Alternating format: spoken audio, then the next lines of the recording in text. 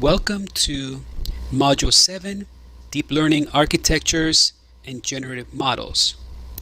In this module, we're moving into one of the most influential areas of modern artificial intelligence because deep learning is the foundation behind many of the systems people now associate with advanced AI.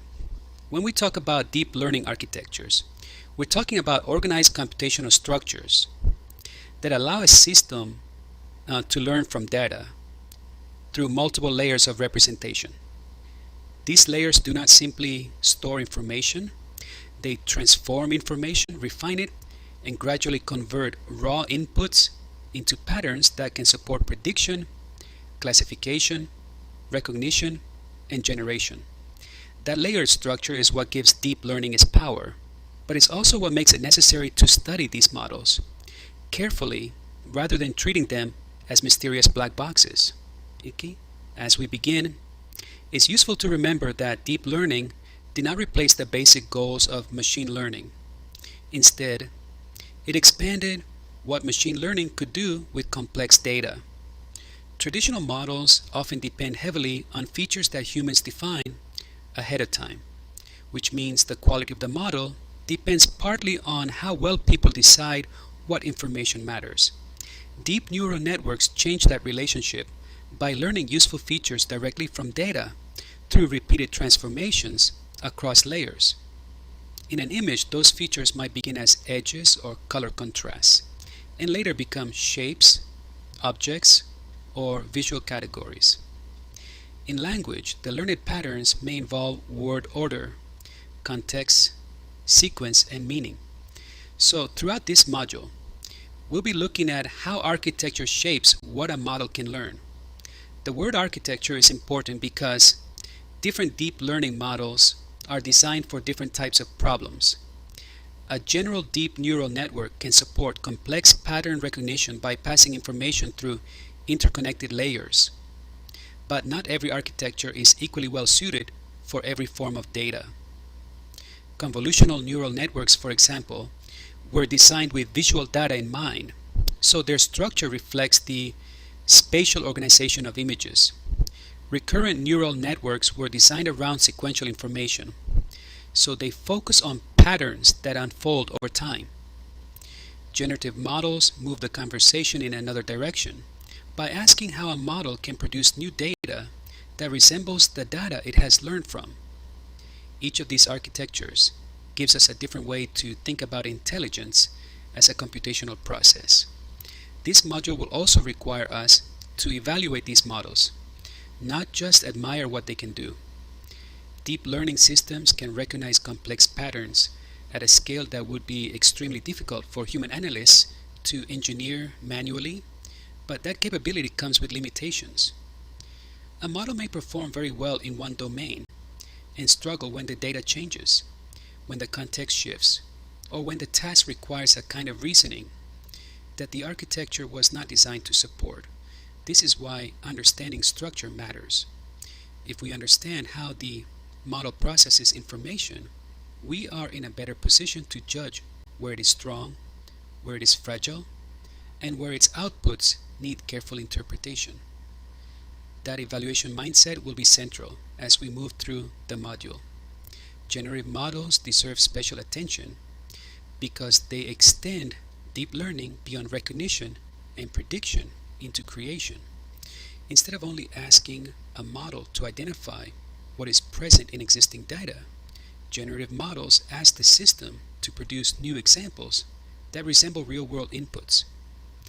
That shift has major implications for image generation, simulation, data augmentation, and many other applications.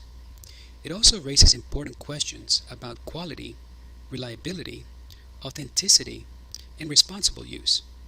When a model can generate new data, we need to ask not only whether the output looks convincing, but also how the model learned its patterns and what assumptions are embedded in that process. In other words, generation is powerful, but it must be understood technically and critically. As we move through this module, keep connecting the architecture to the application domain. A deep neural network, a convolutional neural network, a recurrent neural network, and a generative model are not simply different names for the same idea. They represent different design choices about how information should be processed, what kinds of relationships matter, and what the system is expected to produce. By the end of the module, the goal is to be able to explain how these architectures function, analyze why they fit certain data types, compare their strengths across domains, and assess the broader implications of generative modeling. That foundation will help us move beyond surface level familiarity and toward a more disciplined understanding of how deep learning systems operate in real-world AI applications. In this part of the module, we begin with the structure and function of deep neural networks, because everything else we study depends on understanding what makes these systems different from simpler machine learning models. A deep neural network is built from multiple layers of interconnected processing units that receive numerical inputs, apply learned weights and transformations, and pass the result forward through the model. The word deep refers to the presence of several layers between the input and the output, and those intermediate layers are where much of the learning takes place. Rather than relying only on human-designed variables, the network learns internal representations that help it detect patterns in the data. This is why deep learning is especially useful when the raw data is complex, high-dimensional, or difficult to describe using simple rules.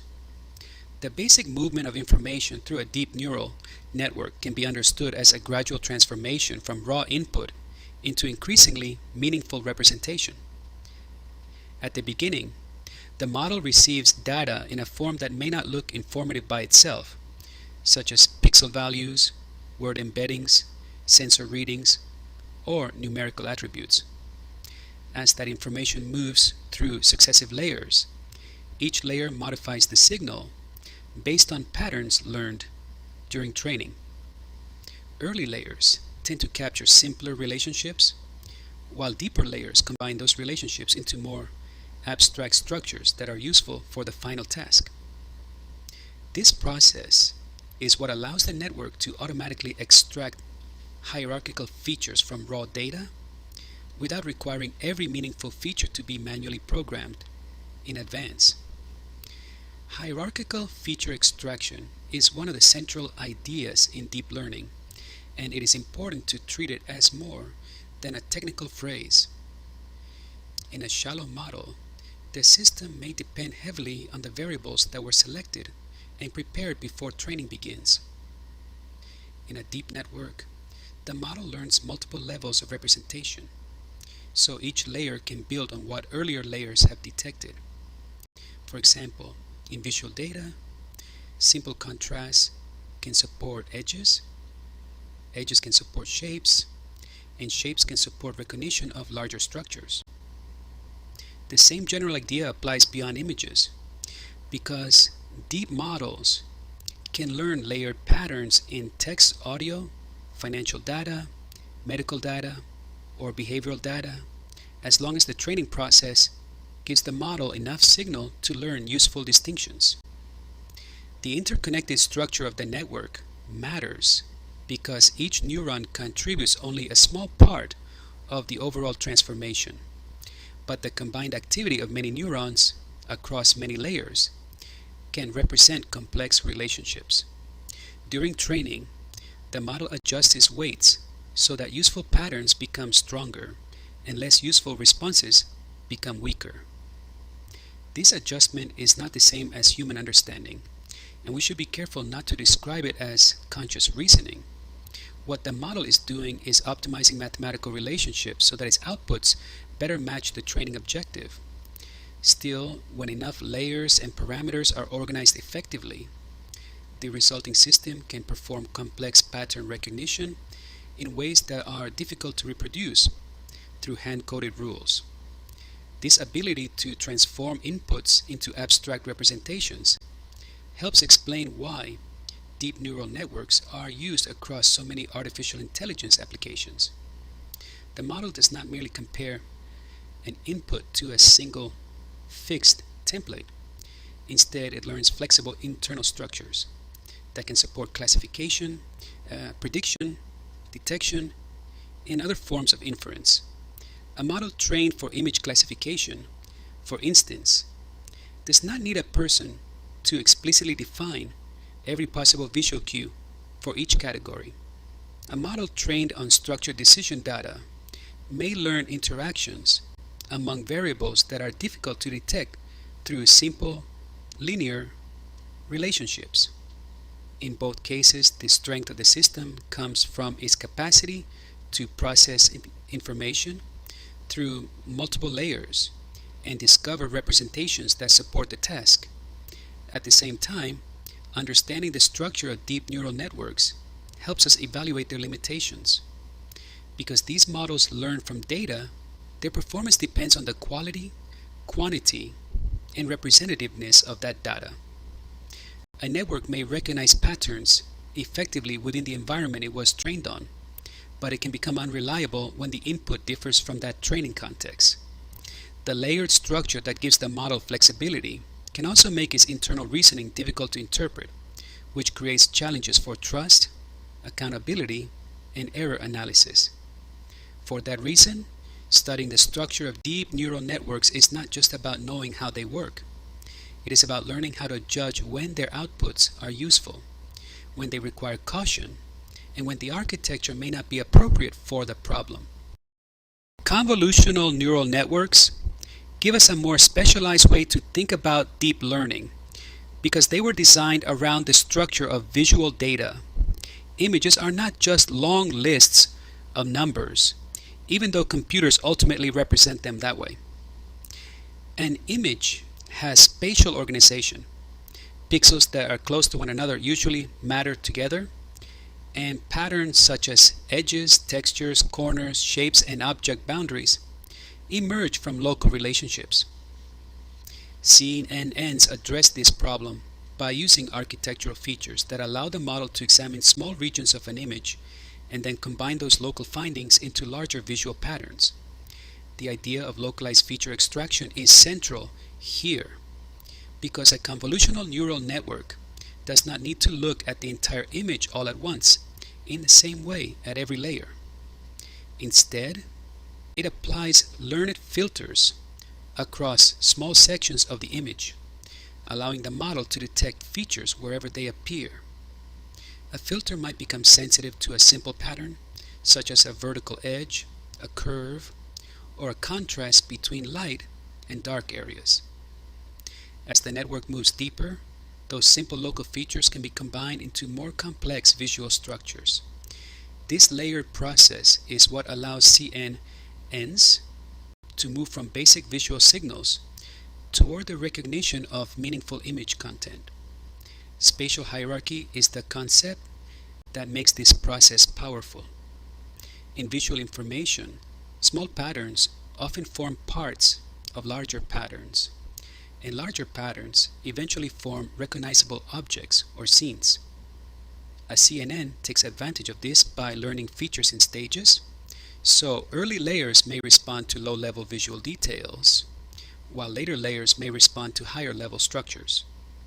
This does not mean the model understands the image in the same way a human does, but it does mean that the model can organize visual information in a way that supports recognition.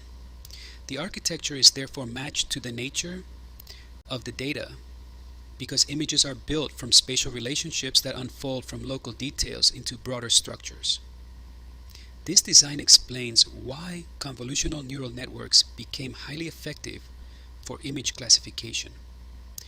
In image classification, the goal is to assign an image to a category, such as identifying whether a picture contains a particular type of object, condition, or scene. To do that well, the model must detect visual evidence that supports one category over another, even when the object appears in a different position, scale, lighting condition, or background. CNNs are useful because their filters can learn patterns that are not tied to one exact location in the image. The model can therefore recognize that a feature is relevant even when it appears in different parts of the visual field, which is essential for practical image-based AI systems. Object detection extends this idea by asking the model not only what is present in an image, but also where it appears. The system must identify visual patterns and connect them to locations within the image. A classification model may only need to decide whether an image contains a vehicle, a face, a medical abnormality, or a product defect.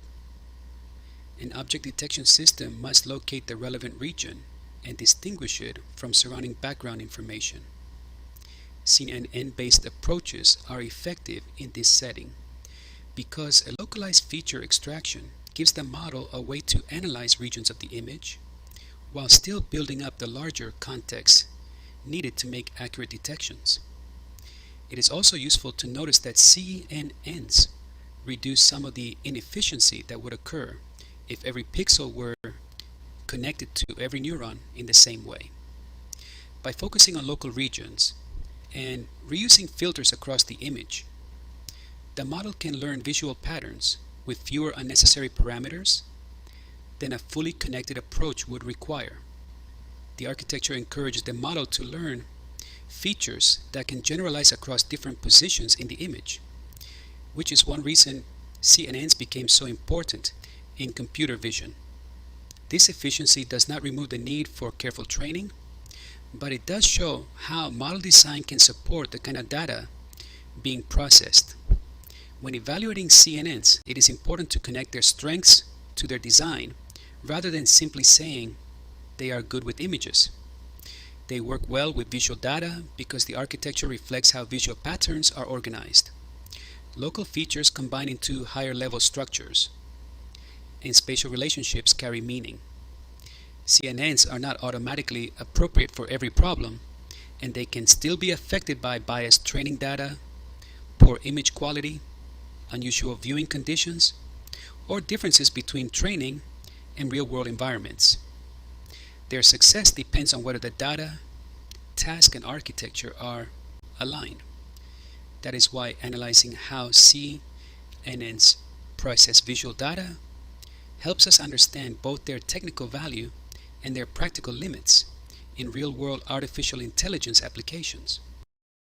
Recurrent neural networks bring us to a different kind of deep learning problem because not all data is best understood as a fixed image or a single independent record.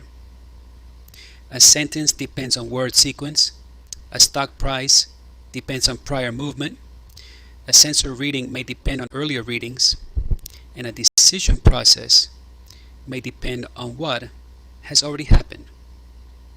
RNNs were designed for this kind of sequential data, where the model must process information across time steps rather than treating every input as completely separate. Their role in sequence modeling is to give the network a way to carry information forward. The central idea behind a recurrent neural network is that the model maintains an internal state while it processes each step in a sequence. This internal state acts like a form of short-term memory, allowing the network to combine the current input with information from previous steps. In a traditional feed-forward network, information moves in one direction from input to output, and each example is usually handled as a complete unit. In an RNN, the output at one point can influence how the model interprets the next point, because the network repeatedly applies its learned transformation across the sequence. That recurrence is what allows the model to capture temporal dependencies, meaning relationships where earlier information affects later interpretation. Temporal dependency is especially important because many real-world patterns are not visible in a single observation. In language, the meaning of a word can depend on words that came before it, and the structure of a sentence can shape how the final phrase should be interpreted. In time series analysis, a single number may not be meaningful unless it is understood in relation to previous values, trends, cycles, or sudden changes. In sequential decision making, an action may only be reasonable because of the steps that led to the current state. RNNs are valuable because they make sequence part of the model's reasoning structure, instead of forcing the model to ignore order or compress the sequence into a static summary. Language modeling is one of the clearest applications of this architecture because language is naturally sequential. When a model processes words or tokens one at a time, it needs some way to remember earlier context so that later predictions are informed by what has already been said. And RNN can use its internal state to preserve part of that context as it moves through the sentence. This does not mean the model understands language as a person does, but it does mean that the architecture is organized to learn patterns in order, grammar, dependency, and continuation. That is why recurrent models became an important step in the development of neural approaches to natural language processing. Time series analysis shows the same principle in a different domain. A time series might involve sales activity, network traffic, weather measurements, patient monitoring, or equipment performance, and a model must often identify whether the current value is normal, unusual, increasing, decreasing, or part of a larger pattern. RNNs support this kind of analysis because they allow prior observations to influence the interpretation of current observations. If a model is forecasting demand, it should not treat today's value as isolated from the previous week or month. By maintaining internal state across time steps, the network can learn how earlier patterns contribute to later outcomes.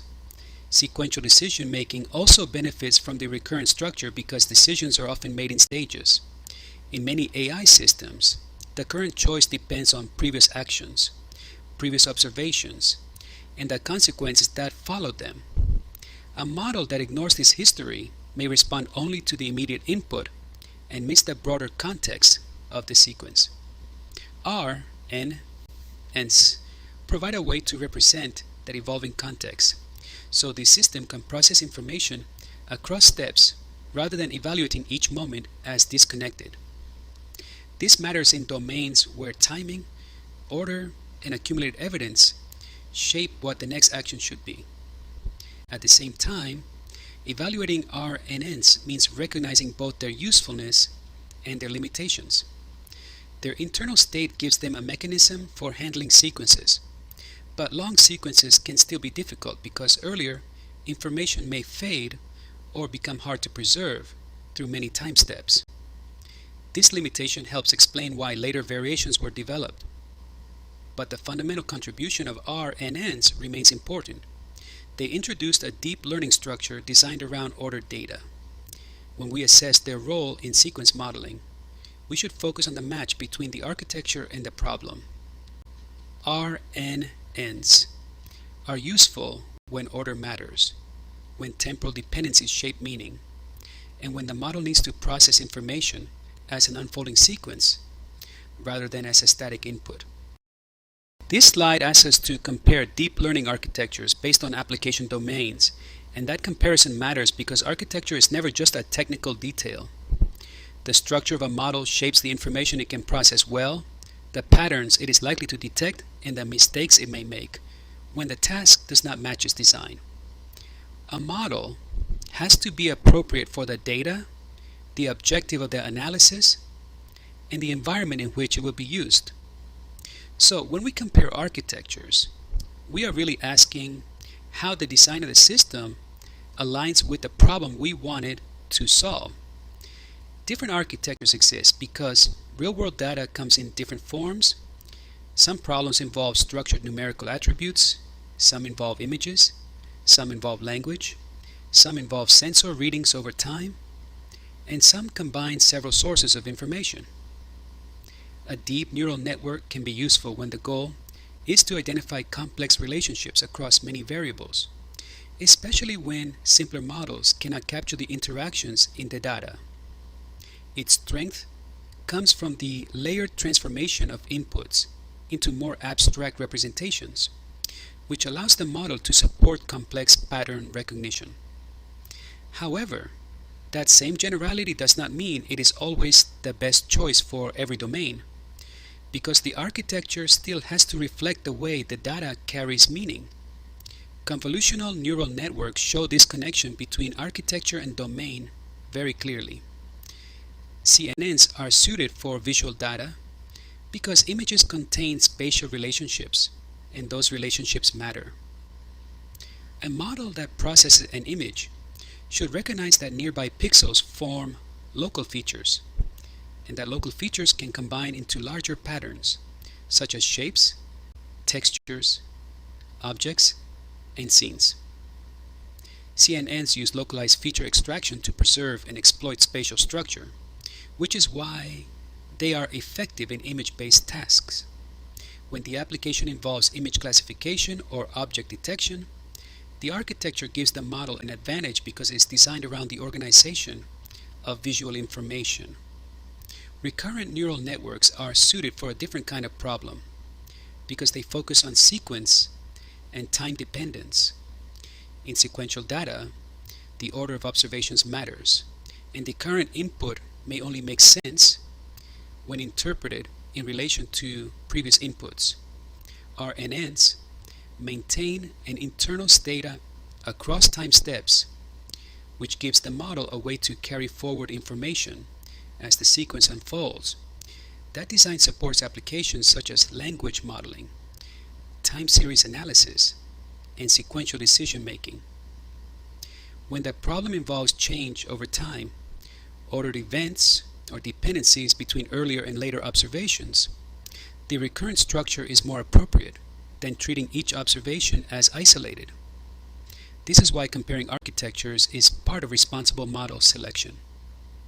We should not begin with a favorite model and then force every problem into that model's assumptions. Instead, we should begin with the application domain and ask what type of data is being processed, what relationships matter, and what output the system is expected to produce. For example, visual inspection may point toward a CNN, while forecasting may point toward a sequence-based model. A broad pattern recognition task using structured data may be handled by a deep neural network, especially when relationships among variables are nonlinear or difficult to specify manually. The comparison also helps us recognize that architecture affects interpretability, training requirements, computational cost, and generalization. A model that performs well in one domain may not transfer cleanly into another domain if the underlying data structure is different. For example, a system designed to detect objects in images is not automatically appropriate for modeling language sequences because meaning in each domain is organized differently. Likewise, a sequence model designed around temporal dependencies may not be efficient for a task where the important features are spatial rather than temporal. Matching architecture to domain reduces the risk of using an impressive model in a context where its strengths do not address the actual problem.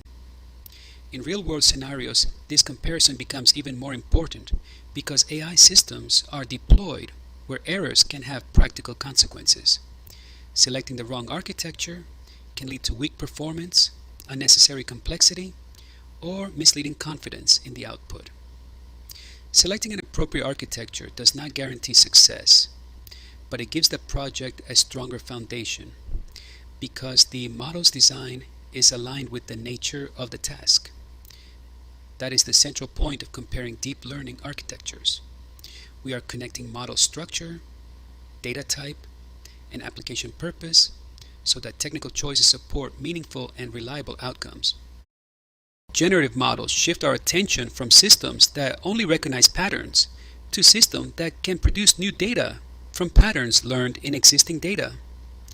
Earlier architectures often ask a model to classify, predict, or detect something already present in the input. A generative model goes further by learning the structure of a data distribution and then creating new outputs that resemble the real-world examples used during training. That does not mean the model simply copies one example directly, at least not when it is working properly. It learns statistical regularities that let it synthesize plausible new instances. This is why generative modeling extends deep learning beyond analysis alone. The purpose of a generative model is to capture enough of the underlying pattern in the data that it can create something new while still remaining consistent with that pattern. If the training data consists of images, the model may learn visual characteristics such as shapes, textures, lighting, and object relationships. If the training data consists of another kind of information, the same broad idea still applies. The model learns what the data tends to look like and uses that representation to produce new examples. This makes generation different from simple retrieval. Retrieval brings back something that already exists, while generation produces a new output based on learned structure.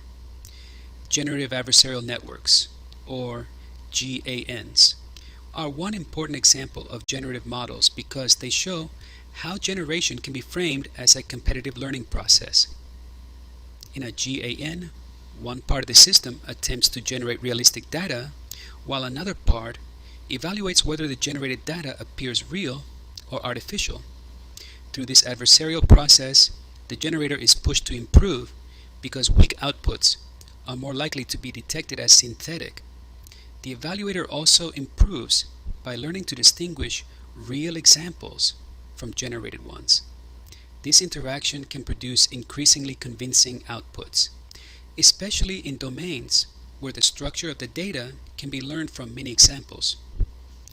Image generation is one of the most visible applications of generative modeling, but it should be understood as more than a novelty. A generative model trained on visual data can learn how objects, backgrounds, colors, and spatial relationships tend to appear together, and then use those learned relationships to create new images. This can support creative design, prototyping, visualization, and experimentation, but it also requires careful interpretation. A generated image may look realistic while still containing errors, distortions, or combinations that would not make sense in the real world. The ability to produce convincing visual output therefore creates both technical opportunities and evaluation challenges. Data augmentation is another important purpose of generative models because many machine learning systems depend on having enough varied training examples. When real data is limited, expensive, sensitive, or difficult to collect, generated examples may help expand that training set. The goal is not simply to add volume, but to add useful variation that helps the model learn more robust patterns. Generated images may introduce changes in angle, lighting, or background that help a vision model become less fragile. However, generated data must be handled carefully because poor synthetic examples can reinforce bias or distort the data distribution. Generative models also support simulation applications, especially when we want to explore possible scenarios without relying only on direct observation. A model that can produce plausible data patterns can help researchers and practitioners test systems under different conditions. In simulation, the value of generation is that it allows us to examine variation, stress cases, and hypothetical conditions that may be rare or difficult to capture in real data. This can be useful in training environments, forecasting support, and synthetic data creation. The important point is that simulation depends on credibility, so the outputs must be evaluated against the purpose of the simulation rather than accepted only because they appear realistic. The implications of generative models are significant because they expand what deep learning can do while increasing responsibility. When a model produces new data, we have to ask whether the output is accurate, appropriate, representative, and acceptable in context. Realism alone is not enough because a generated output can be visually convincing and still be misleading. We also need to consider how training data shapes the model, how generated examples affect downstream decisions, and how users might treat synthetic content as observed reality. Assessing generative models therefore means looking at both purpose and a consequence, because their value depends on what they create and how those creations are used.